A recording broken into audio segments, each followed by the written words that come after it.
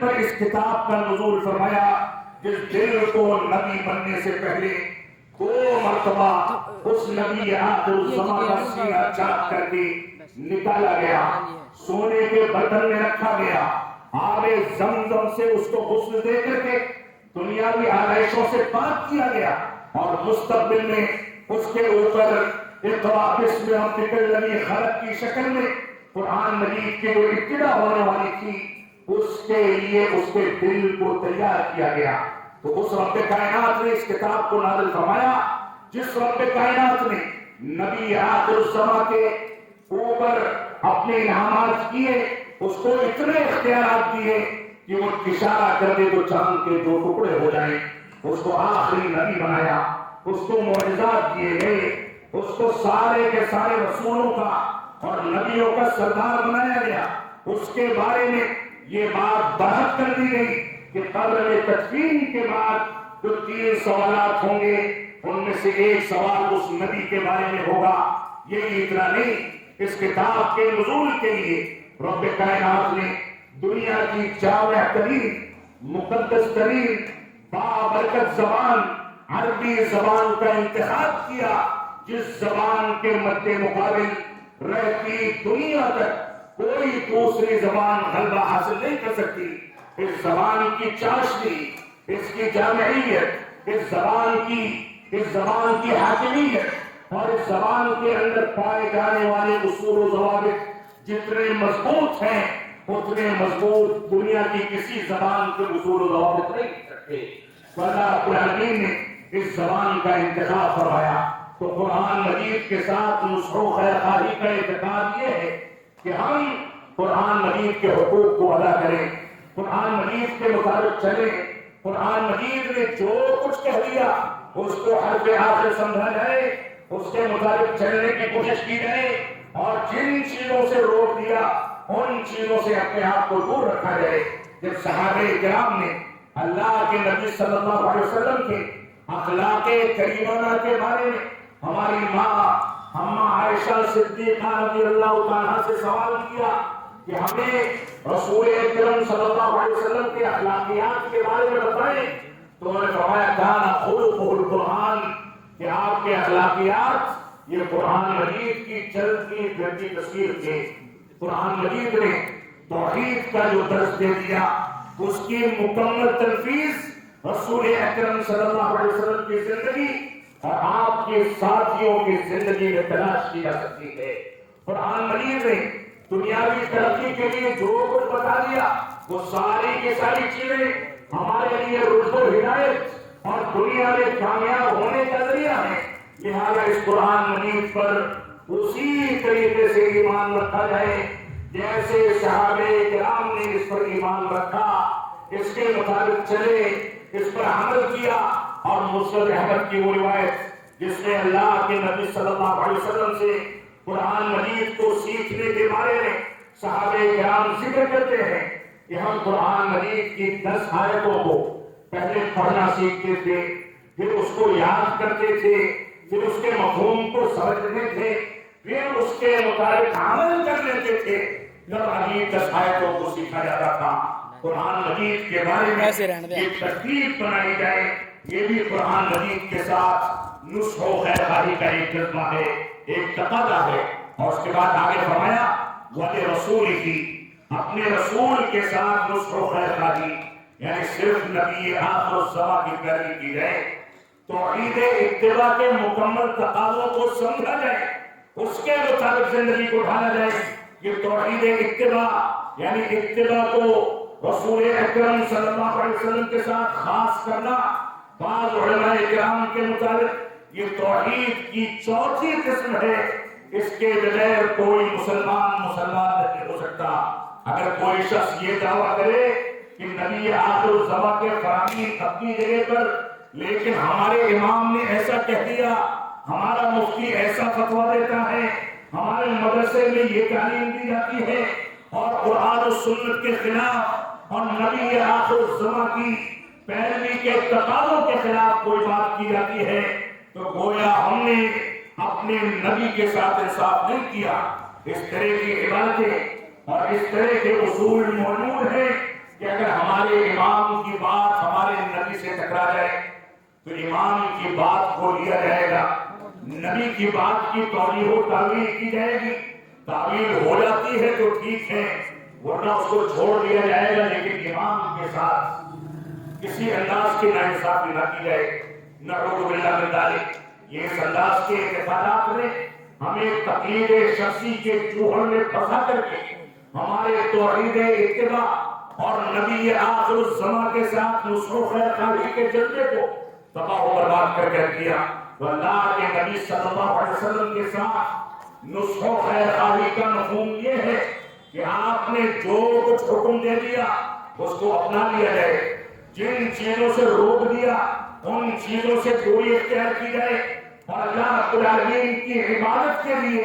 آپ نے جو کچھ طریقہ بتا دیا اسی طریقے پر رب کائنات کی عبادت کی جائے، نہ اس میں کوئی کمی کی جائے نہ زیادتی کی جائے، نہ اس میں کوئی نئی بات ایجاد کی جائے، نہ جو بات پہلے سے ثابت ہے اس کا انکار یا اس کے سلسلے میں سستی اور کاہلی کا شکار ہو کر کے اس سے دوری اختیار کی جائے۔ یہ نبی آخر الزمان کے ساتھ نصح و خیر خواہی کا تقاضا ہے۔ اور اس کے بعد فرمایا وَلِأَئِمَّةِ الْمُسْلِمِينَ وَعَامَتِهِمْ، نصح و خیر خواہی کا ایک تقاضا یہ بھی ہے کہ مسلمان اپنے ائمہ اور غیر اسلامی ممالک میں اپنے علماء کے ساتھ نصح و خیر خواہی کرے، علماء کی کوتاہیوں پر تنہائی میں احترام کے تقاضے کو سامنے رکھتے ہوئے، ان کے مقام کو سامنے رکھتے ہوئے ان کے سامنے باتیں رکھیں اور ان کی اصلاح کی کوشش کریں، علماء کرام سے دین کی رہنمائی حاصل کریں، علماء کرام سے دین کے فہم کو سمجھنے کی کوشش کریں، علماء کرام سے جڑ کر کے اپنے دین اور اپنی دنیا کو سنوارنے کے راستے اور اسباب مہیا کریں۔ یہ مسلمانوں کی ذمہ داری ہے۔ اور اگر مسلمان کسی اسلامی ملک میں زندگی گزارتے تو حاکم کی جانب سے کوئی واضح کفر اور اس کا اعلان جب تک نہ آ جائے، جب تک ہر قسم کے منکرات پر اس کی نصح و خیر خواہی کے تحت اس کی اصلاح کی تنہائی میں کوشش کرتے رہیں، لیکن اطاعت سے دستبردار نہ ہو، بلکہ اس کے سامنے اپنی اطاعت کو باقی رکھے، اس کے خلاف بغاوت نہ کرے۔ یہ ائمہ کرام کے ساتھ نصح و خیر خواہی کا تقاضا ہے۔ وعامتہم، اور عام مسلمانوں کے ساتھ نصح و خیر خواہی کا تقاضا یہ ہے کہ اگر وہ کچھ غلط کرتا ہے تو اس کا ہاتھ پکڑ کر کے اس کو راہ راست پر لانے کی کوشش کی جائے۔ وہ کوئی غلطی کرتا ہے تو پیار اور شفقت کے ساتھ اس کو سمجھایا جائے، اس کو دین اسلام کی باتیں بتائی جائیں، اس کے دل و دماغ میں قرآن و سنت کی روح کو زندہ کیا جائے، اس کو بتایا جائے کہ ہماری زندگی کے تمام مراحل صبح بیداری سے لے کر کے رات میں بستر پر جانے تک اور اس کے بعد رات بھر بستر پر آرام کرنے سے متعلق کھانے پینے، اٹھنے بیٹھنے، سونے جاگنے، شادی بیاہ کرنے، لوگوں سے لین دین کرنے، چلنے پھرنے اور اسی طریقے سے کسی اونچائی پر چڑھنے، کسی نچائی پر اترنے، ساری کی ساری چیزوں کے بارے میں رسول اکرم صلی اللہ علیہ وسلم نے ہماری رہنمائی کر دی ہے۔ لہذا ان تعلیمات کو اپنانے پر ان کو آمادہ کیا جائے، ان کے ساتھ شفقت اختیار کی جائے، ان کو راہ راست پر لانے کی کوشش کی جائے، ان کو بتایا جائے کہ منکرات اور گناہوں کی زندگی اگر انہوں نے اختیار کرنی تو تباہ و برباد ہو جائیں گے۔ ان کو بتایا جائے کہ ہمارا نبی ہمارا اتنا خیر خواہ تھا کہ جب اہل کتاب نے عمر بن خطاب رضی اللہ عنہ کے آگے اعتراض کر دیا کہ تمہارا نبی کیسا ہے کہ تم کو بیت الخلا کے آداب بھی بتاتا ہے، یہ بھی بتاتا ہے کہ استنجا اور قضاء حاجت کیسے انجام دیا جائے، تو انہوں نے کہا کہ ہاں، ہمارا نبی ہم کو ویسے ہی تربیت دیتا ہے جیسے ایک ماں اپنے بچے کو بیٹھنا، چلنا، لیٹنا، دودھ مانگنا، کھانے پینے کا مطالبہ کرنا، استنجا اور قضاء حاجت کے آداب ہر چیز سے واقف کراتی ہے، ویسے ہی ہمارا نبی ہم سے اتنی محبت رکھتا تھا کہ ہمارے بارے میں کسی انداز کا شر کا فیصلہ ہو جائے تو وہ برداشت نہیں کر پاتا تھا. اسی وجہ سے نبی آخر الزمان جناب محمد رسول اللہ صلی اللہ علیہ وسلم نے فرمایا میری اور تمہاری مثال اس طریقے سے ہے جیسے ایک چراغ جل رہا ہو. اس چراغ پر پتنگے گر کر کے اپنی جانیں تلف کرتے ہیں, ہلاکت میں پڑ جاتے ہیں, مر جاتے ہیں, تباہ ہو جاتے ہیں. ویسے ہی تم دنیا کی رنگینیوں, دنیا کی چمک دمک کے پیچھے بھاگ رہے ہو اور میں تمہاری کمر پکڑ کر کے تم کو کھینچتا ہوں کہ اس جانب نہ جاؤ, دین اسلام کے طریقے پر زندگی گزارو. یہ دنیا کی محدود زندگی قید و بند کی زندگی ہے. اگر اس کو اپنے لیے جیل خانہ سمجھ کر کے دین اسلام کی تعلیمات کی پیروی کر کے تم نے زندگی گزار لی تو آخرت میں ملنے والی جنت تمہارے لیے آزادی کے سارے سامان مہیا کرنے والی ہے. اس میں تم کو ایسی نعمتوں سے نوازا جانے والا ہے جن نعمتوں کے بارے میں نہ کبھی کانوں نے سنا, نہ دلوں پر اس کا وہم و گمان پیدا ہوا, نہ کبھی ان نعمتوں کو آنکھوں نے دیکھا. لہذا اس جنت میں کامیابی کے ساتھ داخل ہونے کے لیے تم اس دنیا کی زندگی کو قید و بند کی اور اسلامی تعلیمات کے ساتھ محفوظ کر کے گزارنے کی زندگی کے طور پر ڈھال دو. یہ تمہاری ذمہ داری ہے. اللہ رب العالمین ہم کو قرآن و سنت کی پیروی کرنے کی توفیق عطا فرمائے. آپ کے سامنے میں نے ٹوٹے پھوٹے الفاظ میں قرآن و سنت کی دو دلیلوں کی بنیاد پر جو باتیں پیش کی ہیں یہ میرے دل کی آواز ہے. میں بڑا کوتا ہو سکتا ہوں, بڑا گنہگار ہو سکتا ہوں, لیکن منہج و مسلک کے بارے میں اگر کوئی آنچ آ جائے تو میں نے اپنے آباء و اجداد سے سیکھا, میں نے قرآن و سنت کے دلائل سے سیکھا کہ ان چیزوں کو برداشت نہیں کیا جانا چاہیے. آج جماعت اہل حدیث میں سب سے بڑا فتنہ یہ ہے کہ ہمارے احباب کے اندر سے منہج غیرت نکل کر کے کہیں گھاس کرنے چلی گئی. اللہ رب العالمین ہم کو اپنی منہج غیرت کو زندہ کرنے, اس کے مطابق نئی نسلوں کی تربیت کرنے, قرآن و سنت کا احترام کرنے, اس کے مطابق زندگی کو ڈھالنے کی توفیق عطا فرمائے. یہ ہریانہ کی سرزمین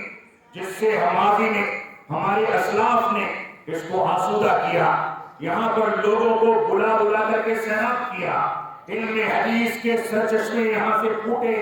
قرآن و سنت کے سرچشمے پھوٹے. کون سے اسباب ہیں کہ آج اسی سرزمین پر نہ جانے کون سے فراڈ اور نہ جانے کون سی غلط بیانیوں اور جھوٹ بول کر کے